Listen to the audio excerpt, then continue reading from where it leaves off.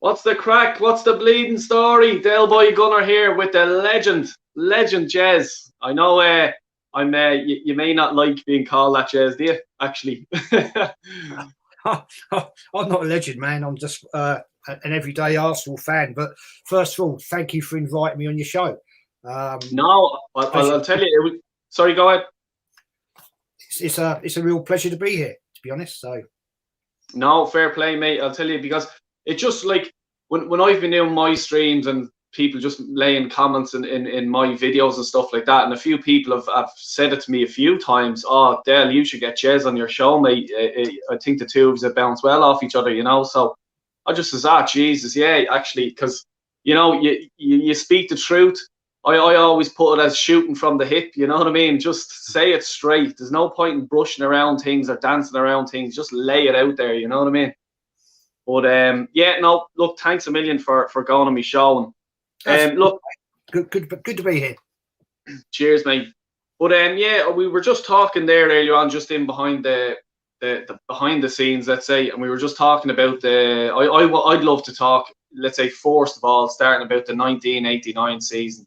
And the reason why that is so important to my life, it actually, in May that year, it like, through that season, I was like, because I'm from Ireland, and you're no sort of affiliation to any club in England, you know, so there's no, like, you know, let's say, oh, you lived around the corner from Highbury, you're going to be an Arsenal supporter, or, like, you know, my father, for example, was a Leeds supporter, you know, so now my dad didn't drive anything home for me, but it was just my cousin was an Arsenal supporter, and he was sort of always saying, "Oh, support Arsenal." So it was in my head. And then just watching the 1989 season, and when Mickey Thomas scored that goal, that put me as 100% of an Arsenal fan, and I've been living and breathing Arsenal since. So, like, that's why I'd love to sort of start off talking to you about this, like, you know, like running that season, Arsenal were in like mid table, I think, sort of near the start of it. Like, can you sort of remember that, like, that sort of take us back before the Liverpool game? Like, what was it like for you guys? And, you know, yeah, I mean, it was a season that Arsenal were playing well, but there was other teams playing far better from us. What changed that season was the way George Graham totally set up the team. The fact that the defence was the key. It was like, for other teams, it was like hitting a brick wall. You couldn't get through that defence. Hence the old, 1-0 to the Arsenal classic saying. But yeah, it was an awfully tragic season. I mean, Liverpool were firing on all engines. But unfortunately, the tragedy of Hillsborough had a terrible effect on them. But Arsenal, after Christmas, really started to kick in. And it was win, draw, win, draw, you know. And all of a sudden, we're up there. I think in March we were in it's first, second. It was that tight. And then Arsenal pulled away, because obviously what happened at Hillsborough, and Liverpool didn't play quite a few games, quite understandably. But then when they came back in, Liverpool caught up to the classic night in May 89, when it was all down, that we had to beat them by 2 clear goals at Anfield, which was a massive ask. No team back then went to Anfield and won 2-0. Just didn't happen. And even like coming up to that game, I think we lost against Derby, I think it was, and then Wimbledon as well. We drew, or we lost against them. So our form wasn't exactly win. Like, you know, it wasn't exactly like, you know, oh, well, the lads are on good form, we can maybe get a result here. It was actually, we lost and we drew one, I think it was. So the form wasn't exactly there. So then for the ask to come to Liverpool and be like, it'd be like the Man City nowadays. Oh God, beat them. It'd be like Arsenal having to go to the Etihad now and win by 2 goals. It's just you just could not believe that. You know, there's no way that you'd think that could happen. You know. No, I mean the fact the classic statement from George Graham about you leave the fans to me, I'll G them up, because there was unrest at Highbury because of the fact that we'd gone through from where we were in October up, and we were vying for the Div 1 championship. And then suddenly there was like typical Arsenal. It was like, you know, the gremlins were coming in, and there was a lot of, you know, unrest going on, and people weren't happy. But George Graham was such a great manager in his philosophy of how he managed the team, he managed the players, but he was brilliant with the fans. Absolutely brilliant with the fans. And I met George Graham on many an occasion when he used to walk to the ground, and he would be the sort of bloke you could say, all right, George, and he would come and talk to you. He wasn't one of these standoffish people. I first met George Graham in 1970. I stood outside my house in Avenel Road, my parents' house, and again, he was the sort of bloke, he'd walk down the road, he had a newspaper under his arm, carrying a kit bag, and he'd go in the entrance of the East Stand, and he would talk to anyone. That's the sort of bloke he was. He would talk to anyone. And as a little kid, you know, my parents' house is right opposite the East Stand entrance. So I used to see everybody going in there. And back in those days, the players invariably would walk to the ground. They'd come on the tube to Arsenal, they'd get out at Gillespie Road, walk down, and they would talk to people around Highbury, shake your hand, have a chit chat and say, right, you know, see you Saturday, hope to see you at the game, blah, blah, blah, and all this. And that's one of the biggest things I have admiration for George Graham. He was a character, but he was a man of the people. He had no, oh, I'm George Graham, you can't talk to me. That wasn't in him. And when we got him from Millwall as our manager, it was a lot of people saying, oh God, you know, George Graham, he ain't going to do much, you know, blah, blah, blah. But then he proved a point. And the fact of what he did with Arsenal that season was unbelievable. An experience I will never forget in my life. Going up to Anfield on that night and to win 2-0. I mean, when we had Smudger Smith, Alan Smith, you know, he was a fantastic striker for Arsenal. Oh, like that even the goal that he scored, someone crossed it in. It was a free kick. Someone crossed it in. And even the way he hit it, I think if he didn't connect 100% with it. Right. But I think if he did connect 100% with it, Grobler would have saved it, I think. You know, it just that slight little touch. But how was the moments for you? Because I was about 9 or something like at the time. But I'd say it felt an eternity because there was a bit of controversy around like the Liverpool players were surrounding the referee, saying it was no goal, it was an offside, it was an indirect free kick and stuff like that. I'd say that felt like a year to you watching it. Well, unfortunately, I was right at the other end of the ground. So you were actually there, were you? Yeah, I was there. Yeah. Jeez, how? Sorry, go on. But I mean, so I was right at the other end of the ground. So I couldn't really you only got the reaction to the goal when you could see all the Liverpool fans like this, you know, and then you saw the Liverpool players surrounding the referee, and debating it, and the linesman was running up the touchline with his flag saying, yeah, it's a goal, this, that, and the other. So the debate, I only saw the debate about the offside, supposed offside, many days later when I saw the highlights, because obviously didn't have screens at the grounds in them days.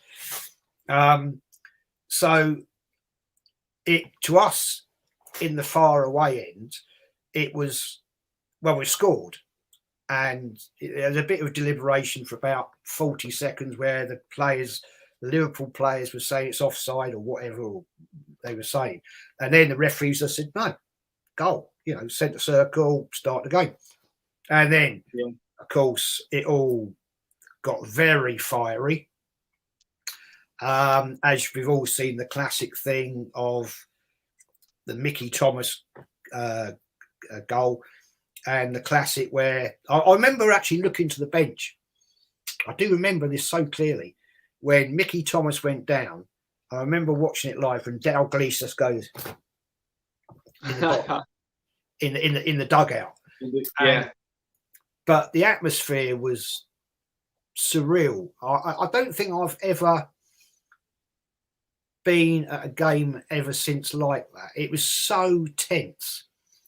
For both sets of fans, like.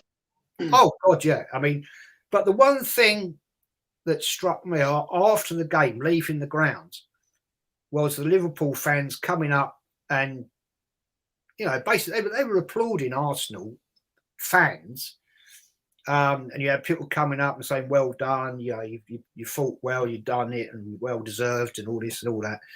And I've never, ever, ever, ever had that since. And that shows the utmost respect Liverpool fans for other teams that have gone to Anfield and won a league at their ground. It probably has happened in the long distant past. I can't tell you when, but to actually go there and win 2-0 under the pressure that there was that night, and you could cut the tension with a knife from both sets of hands. Walking to the ground, it was like, it's so hard to describe to you, but you could feel it in the air. The tension was there, Yeah. If they got 0-0, they won the league. If we won 1-0, they got the league. So it was like an unbelievable. I've never known a season like that, to be honest. Yeah, like when Mickey Thomas was running through, did you think he was going to score? Because the fact is, now look, as I said, I vaguely remembered it, but obviously I've replayed I've watched the full match time and time again, and I just remember the Liverpool defence were coming right in on top of him, and you're just like saying to yourself, "Fucking shoot," And he was just always a laid back fella, wasn't he? Like, but how did you honestly think he was going to score? Like, I'd say it was slow motion for you. To be honest with you, I didn't think he did.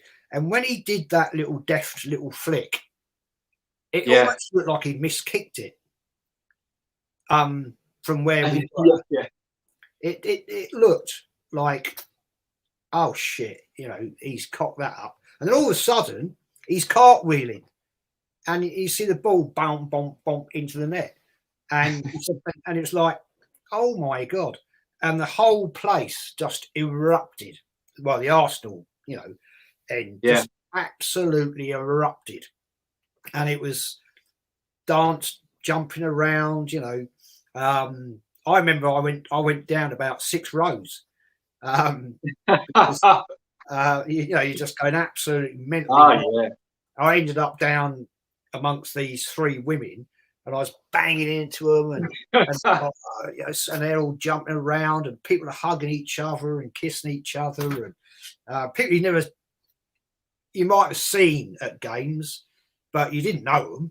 And all of a sudden, he was kissing each other and jumping up and down. It just unbelievable.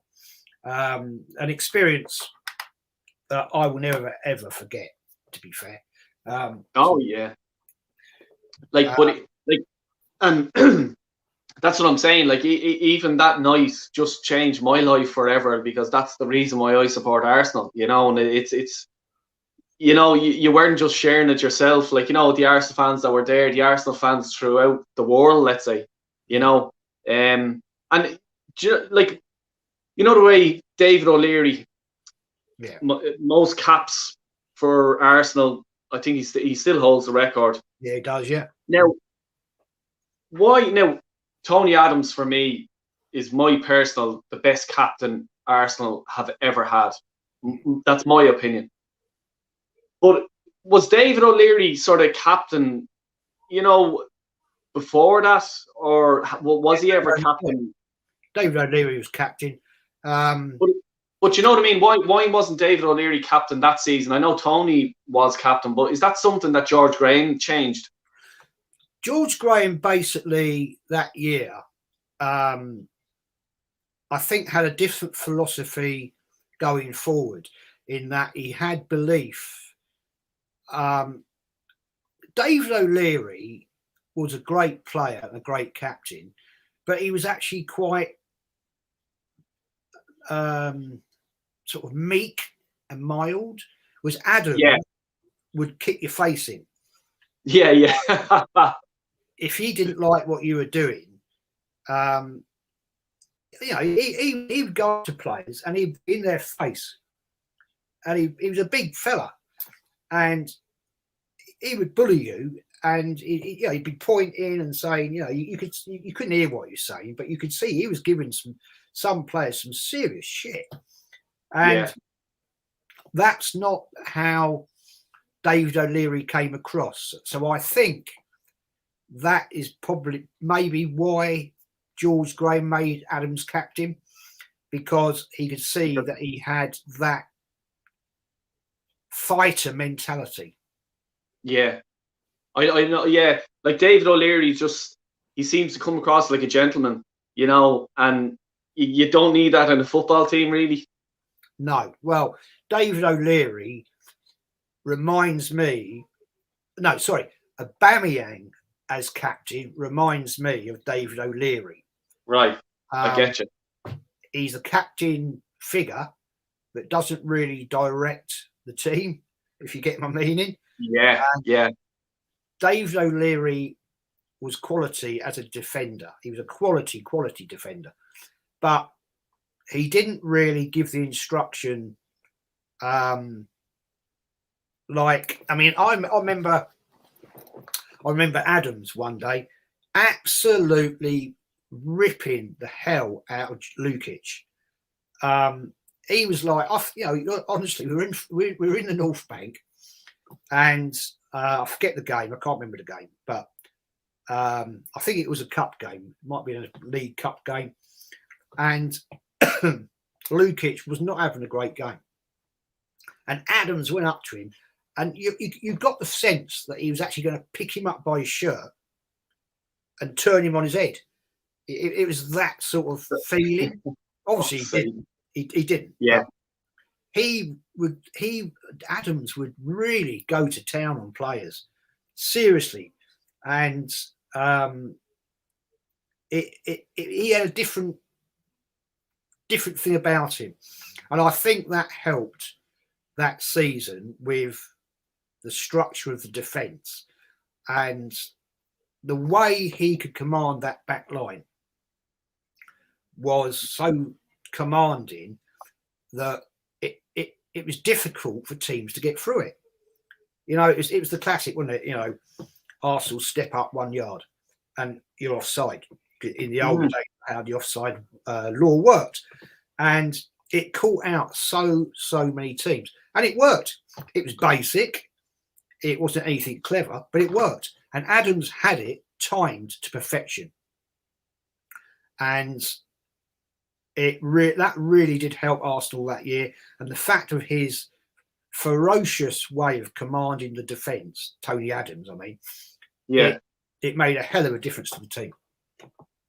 100%. And even even when George Graham did come in, he got rid of Charlie Nichols, did he? Yeah, Charlie Nichols. Yeah, it wasn't a great success, though, was he? Let's be fair. Yeah, he was more just Champagne Charlie, wasn't it? Yeah, I mean, Charlie Nicholas reminds me of so much of a guy, a player that probably most people in here have never heard of, Peter Marinello. Peter Marinello came to Arsenal in '68, and the guy never had a chance. He was going to be the next. He was reportedly the Scottish version of George Best in the day. Now, George Best was a phenomenal player. I was privileged enough to see him play on a few occasions.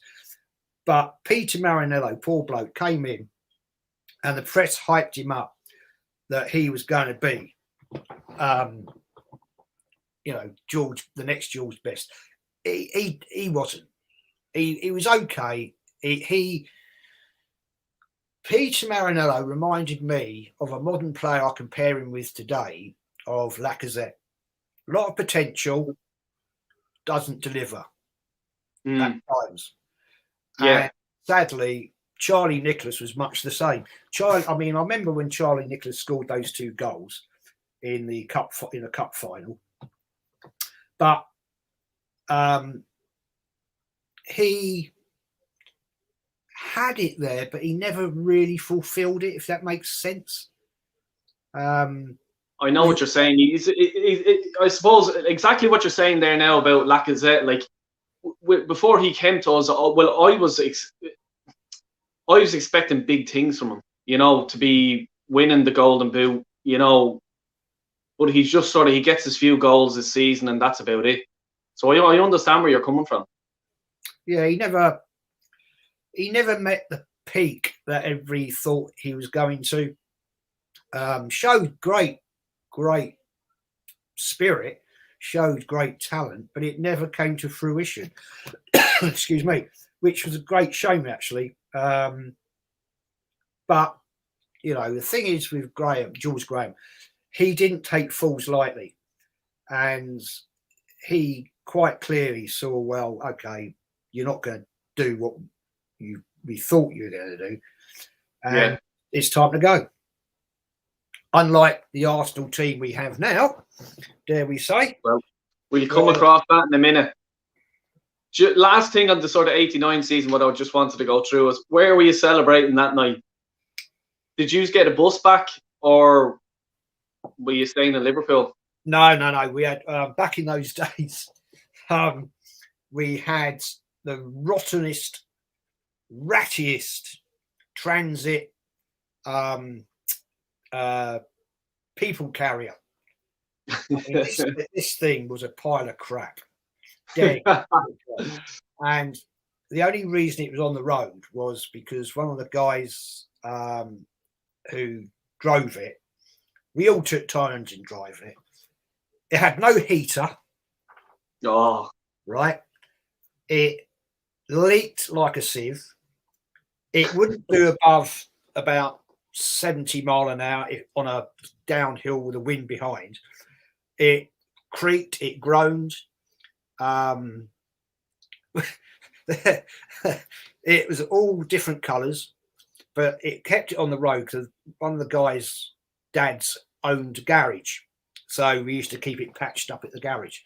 So we went up in that, but I think we got back home about 5:30, 6 in the morning, and we went to my mate Johnny's house, who I was up there last year for his birthday, and we got absolutely wrecked. But the next day it was party all day in around Highbury. The people had the doors open, the bunting was going up, there was people celebrating, Arsenal flags, banners, scarves hanging off lampposts. It was just party, and it probably went on for a couple of days, to be fair. But I'll tell you something about that van. We one of the places we always, when you were going away up north, we always used to stop on the M1. Some services called the Blue Ball. And you used to get fans coming from North going down to London or Southampton or wherever. And we were in there one day and we went into the Blue Ball services, which did the worst food in the world. But by the time you'd left, you needed something to eat, go to the toilet, have a cup of tea. And we were in there one day and I was sat in the front. You had the driver, a bench seat, and the seats behind. I opened the door and the door fell off. And so we had to buy some bungee straps and other bits and bobs to hold the door on. And I remember we were driving up to, I think it was Man City, actually. Main Road, the old Main Road. And we had these bungee straps with the window part open, these bungee straps going across the roof on the inside to the driver's door and holding on to the window winding handle to try and keep this door on. Now, dear God, if we'd been stopped by the police, we would have been like in so much trouble. Yeah. Fuck's sake. But they're the sort of trips that you love, you know what I mean? And it's, you don't care, like, you know, and it's just the atmosphere and your, you know, good times. I'm going to move on then to yesterday's game. We'll come back to back into present time, unfortunately. We must do this more often. Have school Arsenal fans, we should call her, something like that.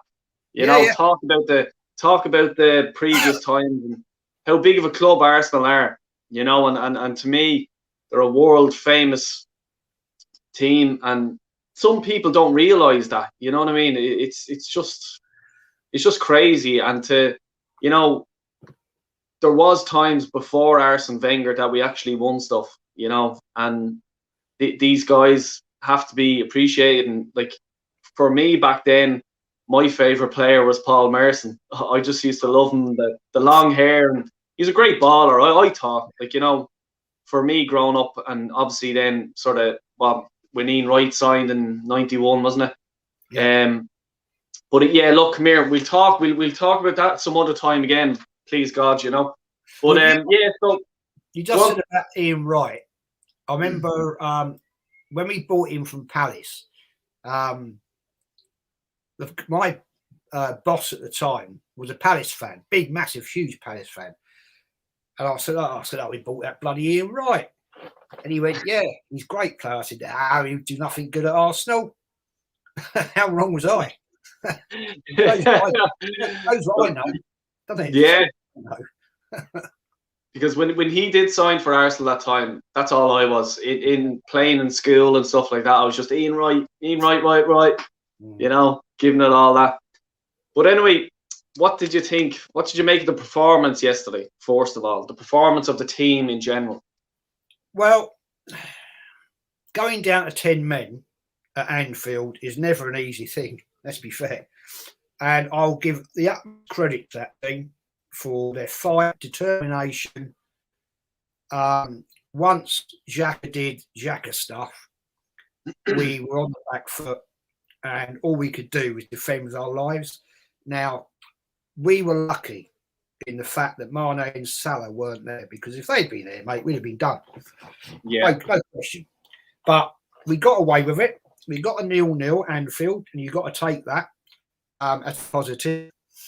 I see tonight that Arsenal are looking to get the game on Sunday postponed due to shortage of COVID.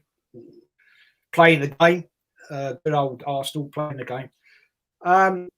And yeah, massive respect to the team. There was some players that could have stepped up to the plate more, in my personal view. I mean, you know, our final third was poor, but when you've got 10 men against Liverpool, you know, it's difficult. It's a big ask, to be fair.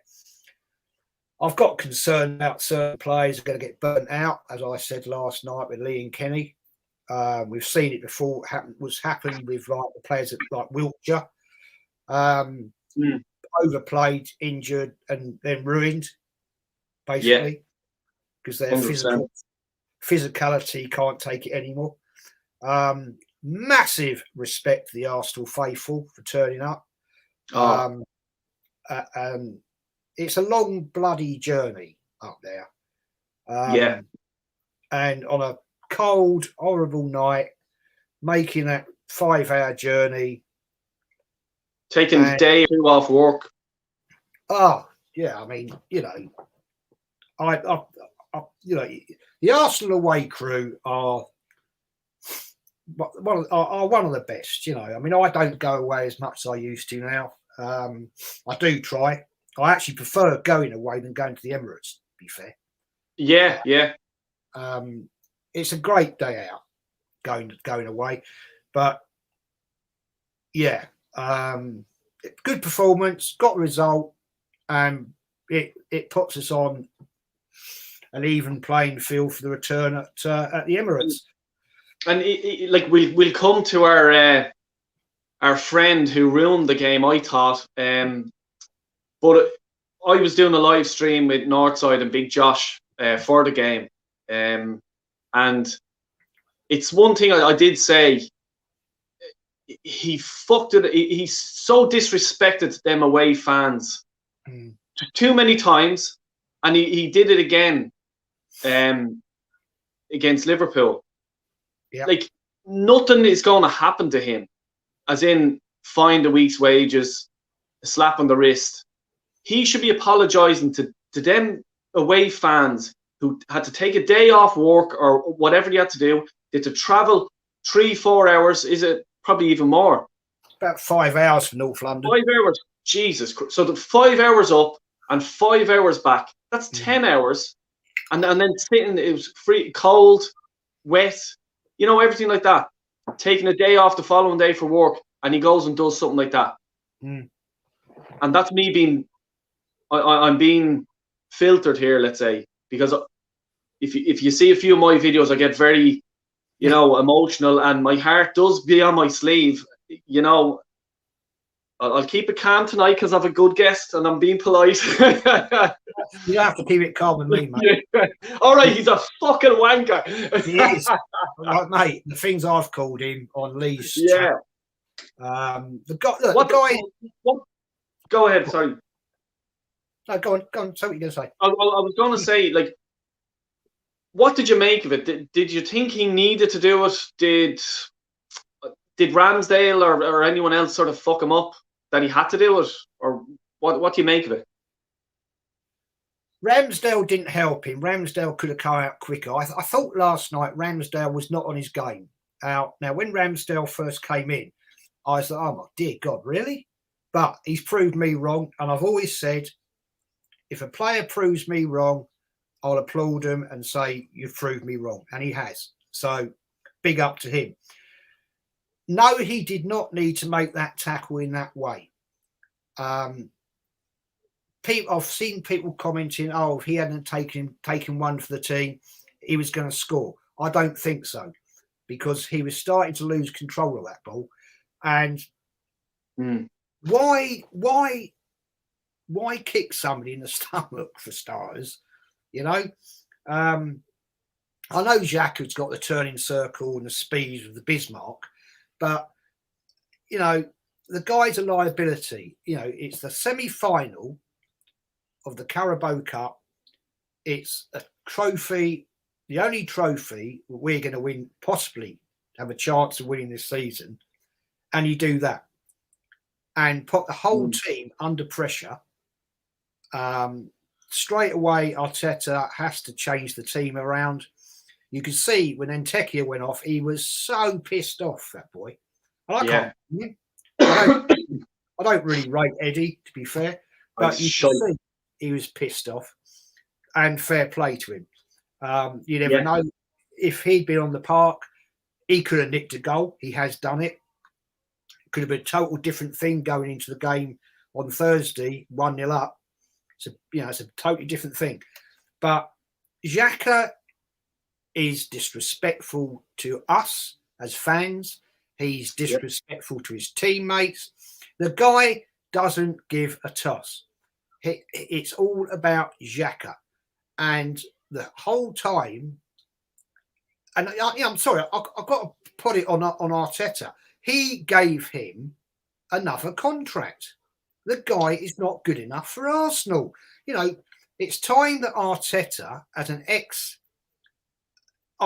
player, realises what Arsenal fans expect from Arsenal. Arsenal are a massive club.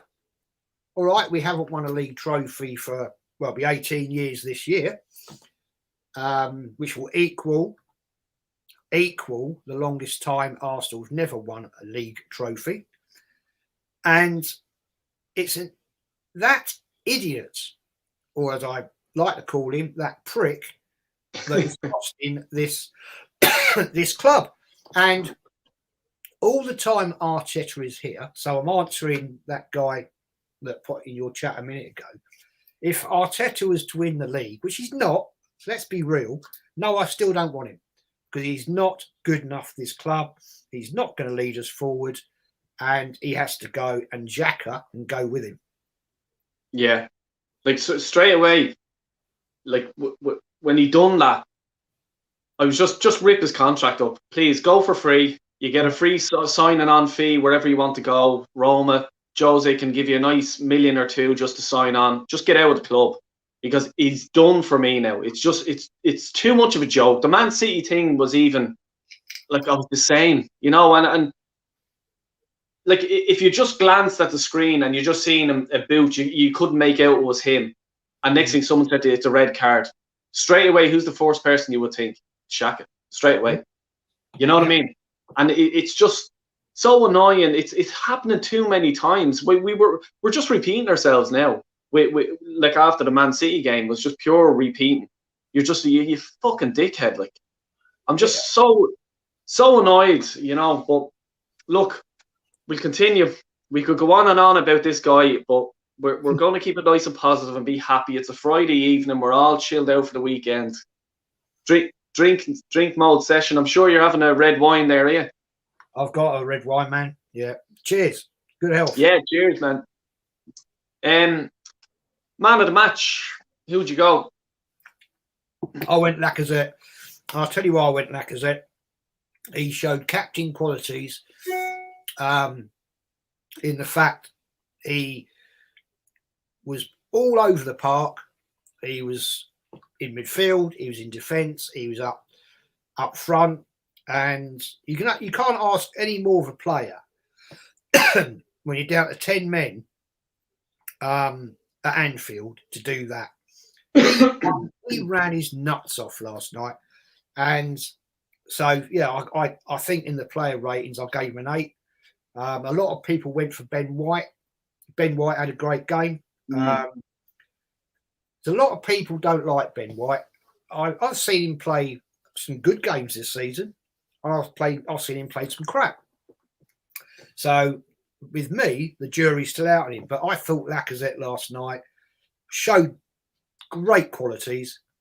I like Lacazette. I do. I really like him. So do I. Xhaka doing what he did. I mean, I hope to hell that when that team went in at half time, they kicked the living shit out of him. Because if I'd been the captain, if I'd been Lacazette, if there had been Tony Adams, right, back in the day, and Xhaka had done that to Tony Adams, mate, I tell you what, I don't think you'd ever see Xhaka again. Yeah. 100%, 100%. He would have fucking killed him. And especially even, I felt sorry for Eddie because he's the one who had to come off. Like, I would have fucking went mad with him going into the dressing room. Saying, you fucked my chance up here, mate. For you being a fucking, as you say, a prick. Absolutely. And, AirPod Albert, you could see they were sat on the bench. He's got his iPad there, and you can see him look at Arteta, and he just shook his head. And you could see Arteta's face was like, he didn't say anything, obviously, because he's not going to. But you could see the look in his face thinking, what do we do now? it like we could go on about him. It's just like, think about it. He's after getting a new contract, like, more money, and we have to stick this shit for how long? I'm just hoping some mad club come in with a crazy bid and he just goes, because that's the only way of getting him out of the club. I can't see Arteta ever selling him. You know what I mean? Let's get it right. Roma wanted to buy him. He wanted to go to Roma. He made the statement he wanted to go. Yet Arteta convinced him to stay. Why? Tell me why. Why? Somebody, please, dear God, tell me why Arteta rates him. He very rarely passes forward. He passes sideways. He's probably the best footballer in the world at passing it backwards. Yeah. But why would you want to keep somebody who's slow, has a turning circle of a bloody merchant ship, and is a liability to the team? I mean, I can't imagine what his teammates think of him. They must think, oh, dear God, Xhaka's in the team today. Oh, how long before we're down to 10 men? He's probably like the schoolyard bully or something like that. I'd say they're afraid to say anything to him. You know what I mean? Like, because I don't think anyone said anything to him yesterday, but nothing was said, I'd say. And that's the disappointing thing, and that's why, as you said earlier on, he's living in his own bubble. He just thinks that I'm allowed to do this because I'm Xhaka. I like, there's no reason why I don't have to do this. Like, it's, but look, we'll move on because he's just fucking annoying me. Ramsdale, how did you think he done? I don't think it was the greatest game from Ramsdale, and as I said previously, when we bought him, I thought, oh, really? Oh dear. But he's proved me totally wrong, and I'll put my hands up and say, mate, you've been brilliant. And last night, I don't think was great. There was a lot of errors there, but you've got to excuse a player. 1 in 20 games, you're going to have a bad day. And yeah, I think last night was that day. I think, as I said, he could have helped Xhaka more. He was a bit slow to react, to come out of his box there. Normally, Ramsdale's very alert and he comes out quick, shuts down the trouble and moves on. Let's not forget last night, he nearly scored. His clearance came off the Liverpool player, nearly went in the net. Yeah, so actually, yeah. I've not seen him do that before. So I don't think he was on the game last night. Maybe Leno should have played. I thought Leno the other night played really well. And I think the reason Leno did play so well is purely and simply he's trying to prove that he should be the number one. And that's open for debate. But Ramsdale, for me, has been a very positive signing. And, I'm more than happy with him. Just last night, he just was on it. And we got lucky. And like, these things are going to, they have and they will, like, players do have bad games, and look, it's not going to be his last game. And as I said, I don't know any Arsenal fan who was actually excited or I'm happy enough with Ramsdale. I was like sick. I was annoyed for about a week or two. I was there, why have we wasted money on him? He got relegated with Bournemouth and Sheffield United and stuff like that. I was just like, this is just gone too far now, with Arteta, but what do you think now? I have we sort of touched about him there earlier on, Eddie. When I was watching the game, I just didn't see him like Lacazette was. Lacazette was putting pressure on the players, on their defence, or if Alisson had the ball, he was trying to push up. I know he wasn't going to get the ball, but just let them know that he's there. Sort of keep an eye on them, keep being sort of in at them.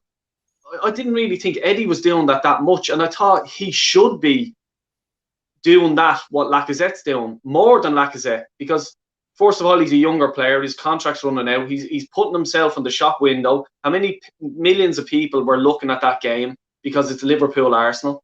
You know, he didn't put himself out in the shop window. But no. I just didn't think he put himself about, and I thought he should have, and he sort of just disappointed me a bit in that. What do you think? I totally agree with you. Eddie he's too in and out, that player. He against Sunderland, he was quality. Can't deny it. But I hate to say it, he's just not ever going to be a top level striker for Arsenal. To be, we've got to try and get it right in the context that to be a top striker at Arsenal, you've got to be in the top 0.01%. We've had fantastic strikers at Arsenal, and we've had average. But right now, we don't have that 0.01% striker. Aubameyang is basically, I think, done. I've said it for a long time. I think something's gone on between him and Arteta ever since he signed his contract. Something's not right. Lacazette is a good striker, but he's not really, in the last couple of seasons, been brilliant. Eddie, I just don't think will ever be that great a striker. He'll be good at another, let's say, league down, but I don't think he'd probably be good at Newcastle, something like that. Yeah. But for Arsenal, let's get it right. Arsenal, we're a huge club, and we demand the best, and we've demanded the best for the last 30 years, but we just aren't achieving the best consistently. And with people like Eddie, ain't going to happen. Sad to say it, he's just not consistent enough. And I think that could not have been helped by the current manager. This manager is too in and out with players. He continually picks stupid players that really shouldn't be playing. And we've got some absolute quality players that he doesn't play. So it sums it up, really. Yeah. I'd say to Eddie, you're a decent player. You're not great. You're not good enough for Arsenal. Move on. And like what you said, even about Newcastle, like because they have your man Chris Wood, I think he's a better striker than Eddie, personally, myself. But probably before then, I would have been, if I was Arsenal, I would have been here. Do you want to take him? But it just seems like he has something over Arteta, like Xhaka. They just always play, and maybe not so much Eddie, but he does play a lot for the type of talent that he is. He's not going to bag as a hat-trick in a game, or he may get a goal here and there. If he was in a Premier League team and he was playing every game, I think the most he'd get would be 12 to 15 goals a season, if he's lucky. And that isn't the numbers you'd expect from somebody who is going to be a top level striker. We've had top level strikers. I mean, I remember the classic comment from Arsene Wenger in the year of the Invincibles, when there was a couple, we were 1-0 down in games, 2-1 down, and he came out with the classic statement of, "Yeah, but Henry hasn't scored yet." Yeah, and that's the thing. You always knew that Henry at some point was going to bag a goal. And the thing with Henry, who was levels I mean, he was just a different, he was a different class. Teams were frightened of him. That was the thing with Henry. Teams were frightened. You can't say that teams, Man City, Liverpool, Chelsea, Tottenham, are scared of Eddie Nketiah. He doesn't command that presence, for starters. So, well, like even Jez, can you imagine Eddie playing back in the '89 season? He would have, like, no, he probably would have walked off the pitch, because the tackles that used to fly in back then were just like straight reds all the way, like, you know. Oh, I mean, if that 89 Liverpool Arsenal game was replayed in modern times with modern referees, you wouldn't have more than 5 players on the pitch by the end of it. It was a different game. I mean, it wasn't as fast as the Premiership is nowadays, but it was physically tough. All right, the players weren't as physically fit as they are today. The classic one of Bruce Grobbelaar, Liverpool goalkeeper, having a fag in the changing room, things like that. But players like, we all know the stories, don't we? Tony Adams and all that lot going out and having a load of beer for a match. You won't ever get away with that now, because the money in the game now is so big, and these players have to be 101% fit, that you won't get that. So it's a different game. But I mean, players, no. Can you imagine? Can you imagine Xhaka in the Arsenal team in '89? Oh, Jesus! Can you imagine that? Or can you imagine? Can you imagine Nketiah playing with Alan Smith in that team? Alan Smith would have been punching him round the head. Yeah. Rocastle would have been tipping him up. And no, it'd be funny to watch though. Oh, it would be funny to watch. Like, sure, even like when you come back, like what they were going to do. I know I don't know what season it was, but I remember they had the referee mic'd up, and I heard of this only recently, a few months ago, that people were saying, "Oh yeah, why don't we have the referee mic'd up in football?" And then you just go back to when they did it for a game or two. But I remember in the game, Tony Adams, the ref had a mic on, and Tony Adams, a foul went against, and Tony didn't like it. Straight up to the referee, "You fucking got him." Yeah. Okay, that's the end of putting a mic on the referee. But there you go. It was just, it was a different time back then. The whole thing. Yeah. Football was changing. We'd had the awful thing that happened at Bradford Football Ground when the place burned to the ground. Those people died. Then we had Hillsborough. The game was evolving, and of course the Premier League came in, and massive money came in from Sky TV. So you could see it was all going to change. The direction of football was going in a totally different direction. So football has had to evolve with it, and football became the beast in some ways that it is today. And I can't say I've really liked the way football has gone today. A bit like yourself, we grew up in a different period of football, and there's a lot of youngsters out there now, especially Arsenal fans, that haven't seen that they were brought up in the Wenger era, where all they've known is that type of thing from Wenger. No, football has been a whole monster to itself over the years. Christ, I can remember my first game, '68. It was, I think it was Arsenal West Brom, seeing a great player called Jeff Astle.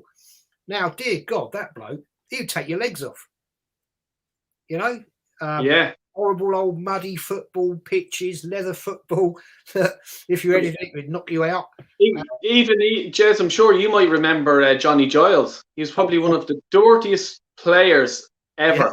And I remember I was in the Emirates and I'd done a Legends tour of the Emirates Stadium a few years ago now. And Charlie George was bringing us around. And like, I was just, oh my God, Charlie George and the famous, remember the FA Cup and he lies on the ground when he's celebrating and stuff like that. Yeah. But you go around just talking to him, and stuff like that. And then they bring us into the press sort of where Arteta would have his press conference. And he just sits down in the seat. And then let's say all the tour, everyone's sitting in where the press are sitting. And then he just goes, right, questions. And I was just there, right. I says, who's the toughest player you ever played against? And he goes, mate, I'm not just saying this because you're Irish, but Johnny Giles was a dirty bastard. Yeah. Leeds United, great player. Yeah, very good player, And that Leeds team, I remember the classic Leeds-Chelsea game, and you'd wince watching the tackles. You think, jeez, yeah. Jeez, Billy Bremner, Leeds player, Scottish player. My God, man, he was a little bloke, wasn't he? But yeah, that's right. Some of the tackles, I'll tell you what, you'd never get away with that now. No way. No chance. You'd take people's legs off. And, some of these guys, they were class acts. I mean, they were quality footballers, but they were as tough as old nails. Dear God, I used to watch it as a kid on Match of the Day. You'd see the games. Bobby Charlton, he was a tough nut. He didn't take no prisoners. And, that's right, yeah. But I say the game's moved on. It's different times now. So that's It's just like, yeah, you could imagine Shaka back then. He would have been put in his place, I'll tell you, fairly quickly, and he probably would have given up football because I'll tell you, he wouldn't have lasted. He wouldn't have lasted. Them guys back then. No. Well, look, I want to talk about the Spurs game. Yeah. I've been saying this in my channel, I think, since near the start of December, and I've always said the 16th of January is going to be a big, big game. And the Spurs game, if 2 games in handovers, if they beat us, they go on. Then they have 2 other games in hand, and they're gone. They're out of sight. So you can forget about your top 4. Yeah. Can we win on Sunday? And I'm talking about win. I'm not talking about a draw. It's going to be a tough one, isn't it, with the squad we've got at the moment? We've got ESR out, injured. Saka looks tired. We haven't got Aubameyang. We've got Lacazette, who will be tired. We've got players that will all be tired after last night because of the fact of the extra shifts they had to put in. Yeah. So, we haven't won down the lane for 7 years, and asked to go there on Sunday with a depleted squad that we have. And this is what I've been saying. We haven't got a good, decent squad. I said the other day, Dale, Man City have got 2 teams on their bench. We've got about a team and a quarter. And the fact of the matter is, if the game goes ahead, because Arsenal are trying to get it postponed, and there's a lot of controversy going on about this at the moment, then I think it will be a loss. Personally. Okay. Personally. Tottenham have got pretty much most of their squad. We haven't. We're depleted. Our players going to be tired, and so I think I would go as a 2-0 loss. Ooh, okay. Because like we're very short in midfield, and the whole Maitland-Niles going off to Rome, and I've been saying it, and saying it. Like, why are Roma dictating our club? And what I mean by that is, that Arteta said it in a press conference. Someone said to him, he says, "Why did you let Maitland-Niles go on you're short in midfield?" And he turns around and says, "Well, the deal could have fallen through." No, mate. Hold on. This is what I would have done. Now, this is me. What my opinion. Right, Roma. We could give you him in 2 weeks. We want to get a replacement. We have the most important week coming up. We have the FA Cup against Nottingham Forest. We've Liverpool in the semi-final of the Carabao Cup, and we're playing our North London derby, our biggest rivals, away.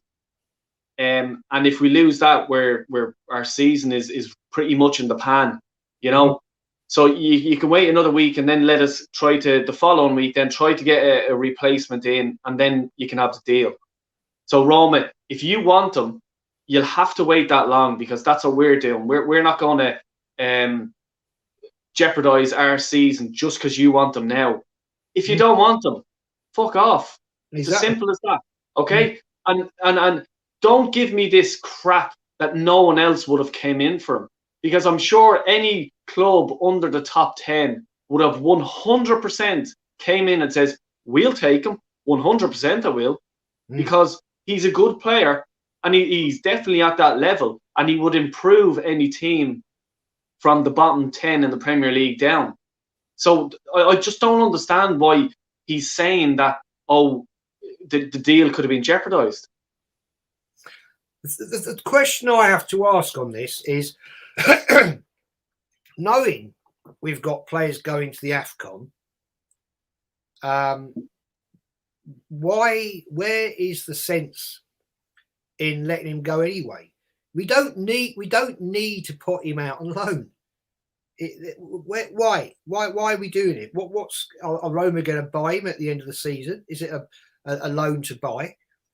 I just don't see why he had to go on loan, knowing full well that we're going to be short of players. So it once again says to me that we have an absolute idiot of a manager, knowing we had the FA Cup, Notts Forest, we had Liverpool away, and we got Tottenham. As you quite rightly say, he could have said to them, right, let's get these 3 games out of the way, then you can have him. But I don't understand what is going to be gained by letting him go to Roma. I know he hasn't played a lot of games lately, but here's a clear chance of he's been getting games, because we need him. And when players want to prove themselves, they give their 101%. So it's nonsensical, if you ask me.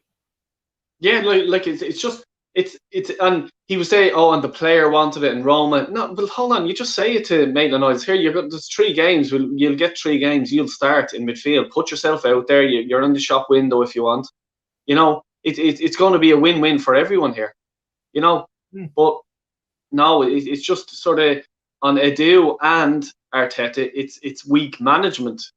If you ask me. And it's disrespecting the club a bit, because it's, okay, every other club you see, even if you see players are being linked with Arsenal, you hear Vlahovic, for example, that Fiorentina guy, and Fiorentina are waiting till they get their replacement.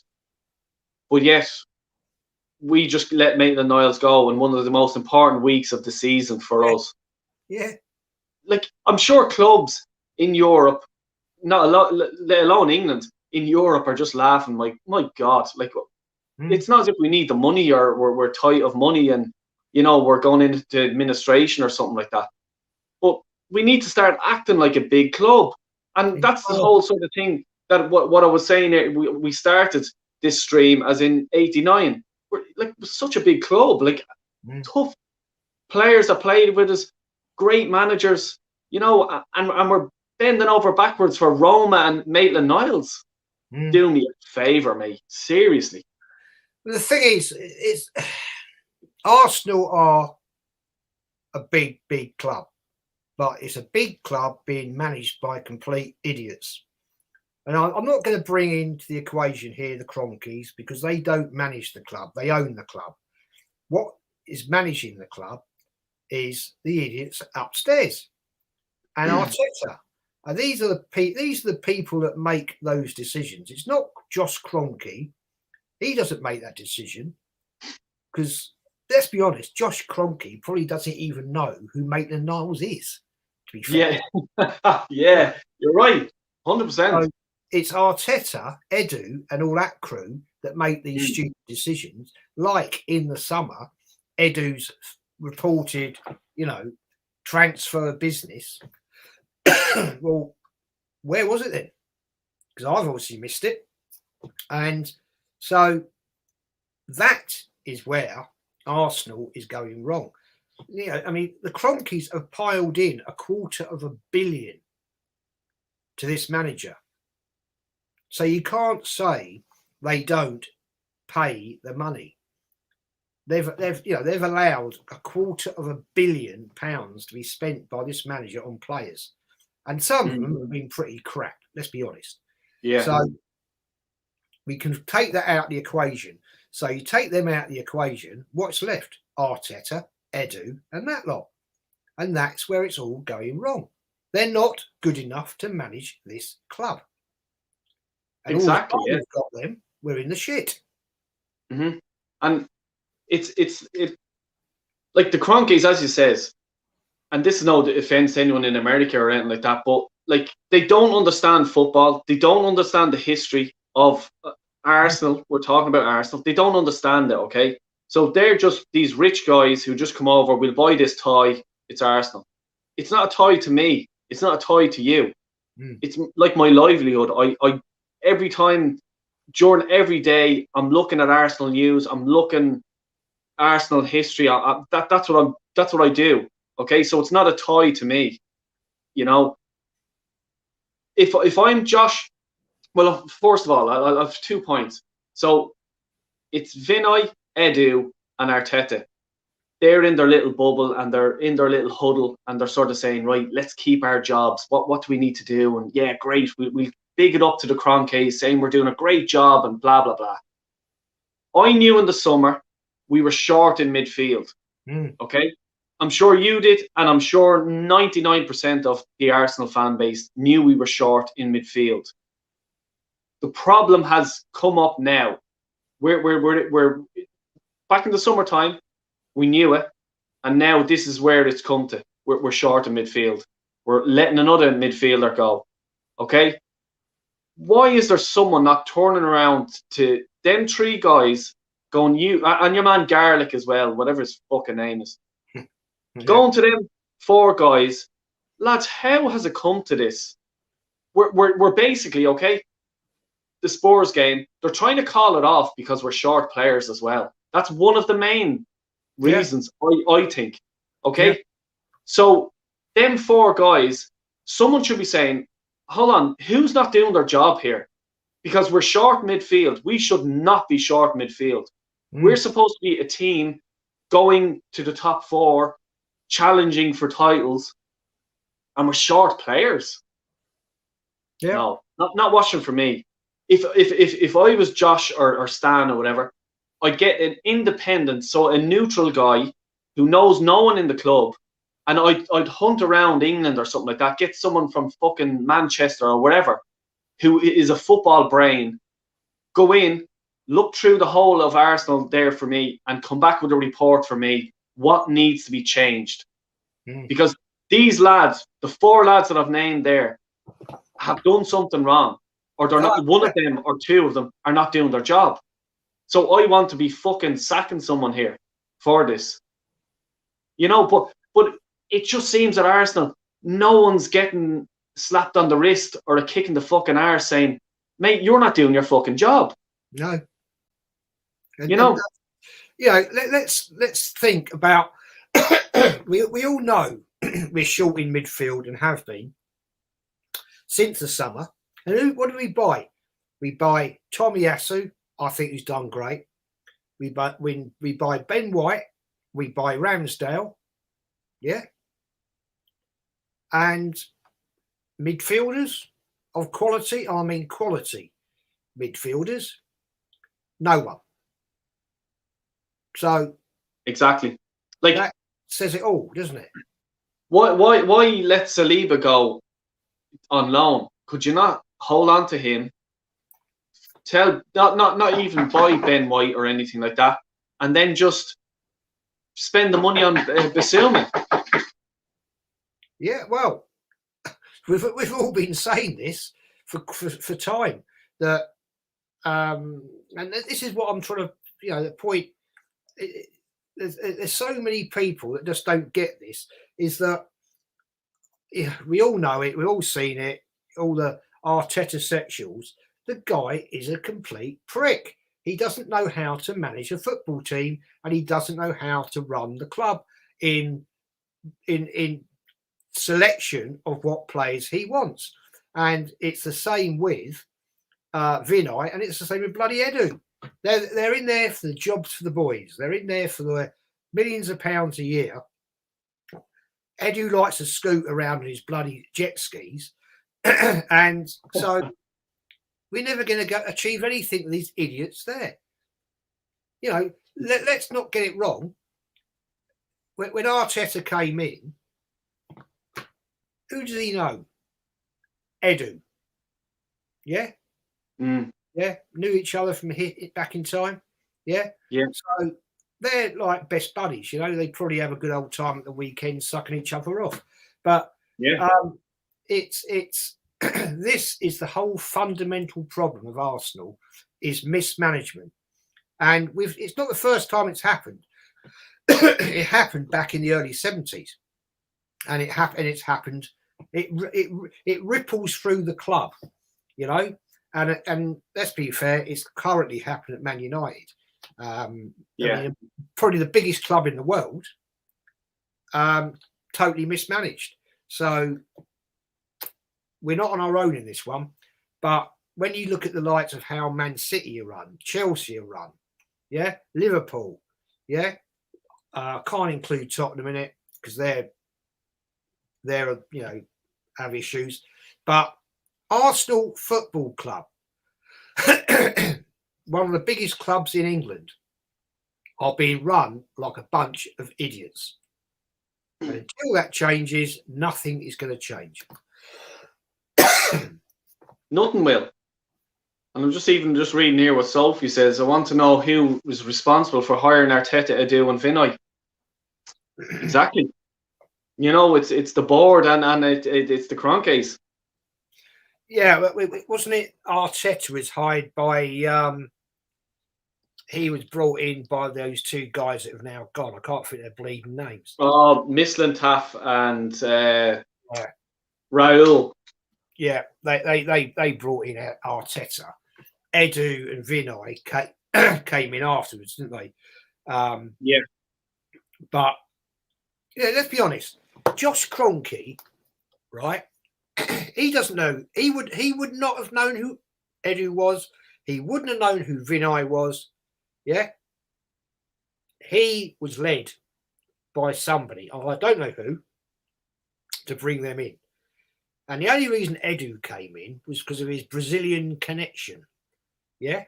Look at the business he did working with the Brazilian FA. Shocking. But it's like two different sports, if you know what I mean. And what I mean by that is, it's your international is you have these players that you can't just go buy these players. Okay. Yeah. So you're left with these players that are Brazilian. Okay. Then you have club football where you have to wheel and deal. You have to have contacts in big clubs in Europe, South America, wherever, Asia and all these. You have to have them, and you have to be able to negotiate and stuff like that. It just seems like, Edu would be like, in Spain, you have the lucky men someone says, here's a pair of sunglasses, €30. I'm not paying €30 for that. Edu would probably be there, oh, okay, here's 35, keep the change. You know, where me or you would just go, give me that, there's a fiver. You know what I mean? And it's just this sort of crap that annoys the hell out of me. You know, but we need to change it to move on, I think. Certainly upstairs. And then take a look at the club, and then let's see where we go from there. Yeah, and the thing is, nothing will change until that happens. They are a cancer in this club, and until that's cut out, we're going to drift along like you know, a little stick on a string, and that's it. If we lose the Spurs game, are we out of the top 4 for you? Oh God, yeah. I mean, I've never thought we're going to get top 4 anyway. You know, we've gone on a little run, and now we're starting to come into it. I would be surprised with what's the next few games coming up. I'll be surprised if we even end up 6th this season. So what's changed? Yeah. Tell me. And let's get it right. Arteta, right, when he came in, said Arsenal will win the Champions League in the 3rd year. Yeah, that's right. That's right. 100%. I remember that. And I'll never forget it, that I was actually gullible to think, oh, here we go. You know, what's a successful season now for you? Successful season has got to be the fact that we have to win the Carrier Bag Cup. If we don't win that, it's another season written off. We're not going to win the league. We're out the FA Cup. We're not in Europe, thanks to Arteta again. So that's all we've got. You know, realistically, it's the only thing we've got to play for. If we beat Liverpool, we've got Chelsea in the final. That's not going to be an easy ask, because when we won the FA Cup against Chelsea, that was a fluke. Let's be fair. It was a bloody fluke. We got lucky on the day, got away with it, and playing Chelsea a second time in a cup final in 3 years is going to be a big ask if we get through. We've got to get there yet. Yeah. Could you answer that question there? No. No. There you go. No, he ain't good enough, man. He ain't good enough. He is never going to win the league at Arsenal. No chance. He's proven it. Proven it. Like, what do you think we need to win the league? A decent manager, a decent midfield, and a top world-class striker. The defence we've got is okay. You know, it could be better. I mean, I see people all the time comparing defences today against the great Steve Bowles, that Tony Adams, Keown's, all that lot. That ain't going to ever happen again. So let's forget that one. Yeah. We need to build up. Now, we have got some, you know, I think we have got some good defenders that will improve. And, you know, Tomiyasu, to me, has been a revelation this season. That guy, I rate him. Kieran Tierney, brilliant player. But we have not good enough in midfield. We need a decent defensive midfielder, you know, a good old Vieira type player. And we need to sort out our strike force, because Martinelli is great. He's young, still got a lot to learn. We need a seasoned world-class striker. And can you see us getting one at the moment? No. Not a hope. You know, and it's like when people say to me, like, what do we need for the challenge? And exactly what you said there, like 100%. But we also need, and we're missing, is the winning mentality in the club itself. So not just the players, it's the staff, the board members, the owners wanting to win, to drive people on to be the best and get the best and always have the best. You know, we just don't seem to have that. And it's sort of like a real, top 4 is a success. Like Wenger sort of drilled it into the you know. the younger fans, let's say. But it's not success to me. Top four is nothing to me. Like I don't. It annoys me that it's a thing for people. You know, a thing for me is winning the bloody league. Yeah. You know what I mean? And it's so frustrating that people think that that's a success. And I just find that we're not going to win a league anytime soon because we need to start at the very top, and then you start getting it down, and then it's the next phase is obviously your football director or whatever the fuck he wants to call himself. Then your manager. If I'll tell you what, if Newcastle manage to stay up this season, and I hope they do, I really like Newcastle. So do I. Fans' passion is I love that. And if they hopefully do succeed to stay up, I would not be at all surprised with the investment they can make in that club that they would not win the league before we bleed and do. That's a great point actually, because I can't see us winning the league in the next 5 years. Oh God, no.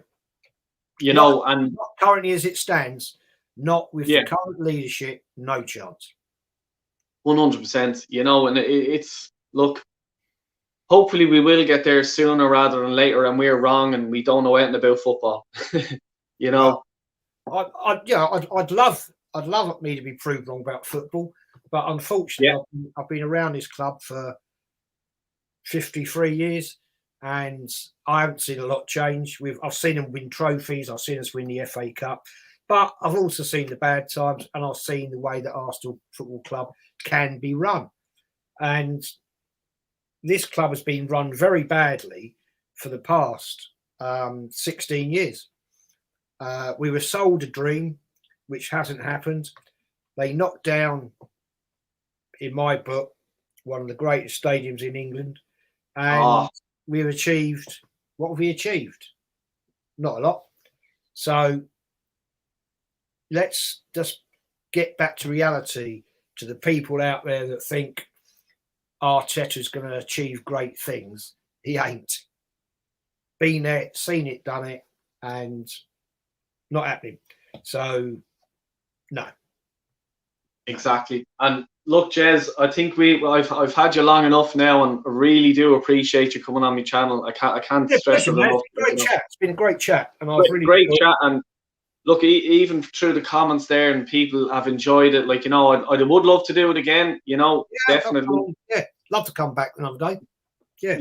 No, 100%. We'll do something again, and we'll organise that and give people plenty of notice and stuff.